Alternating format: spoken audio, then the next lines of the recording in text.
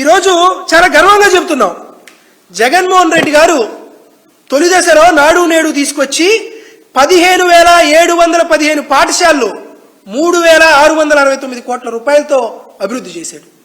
Challenge విసురుతున్నా Lokesh గారికి, మీరు వచ్చి 2 ఏళ్ల పూర్తవుతుంది, జగన్మోహన్ రెడ్డి గారు దాంట్లో 10% నువ్వు చేయగలిగేవా?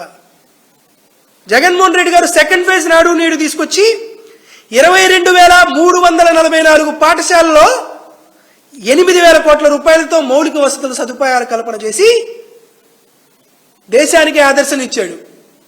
లోకేష్ గారు, ఇది state Ricardo, central Ricardo, track Ricardo కాదు, ఇది భారతదేశంలోనే all time record Jaganmohan Reddy గారు సృష్టించాడు. ధైర్యం ఉంటే జగన్మోహన్ రెడ్డి గారితో పోరాడండి, ధైర్యం ఉంటే జగన్మోహన్ రెడ్డి గారితో పోటీ పడండి.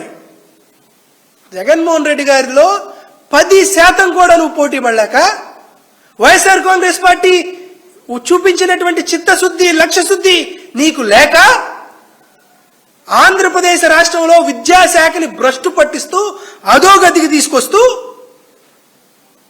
నువ్వు చేస్తున్నటువంటి పరిపాలన చూస్తుంటే పరిపాలన చేత కాదు, పాత ప్రభుత్వం పైన బురద వేయడం మాత్రమే నాకు చేతవని నీ పాలన చూస్తున్నా, నీ పరిస్థితులు చూస్తున్నా, నీ పద్ధతులు చూస్తున్నా తెలుస్తుంది.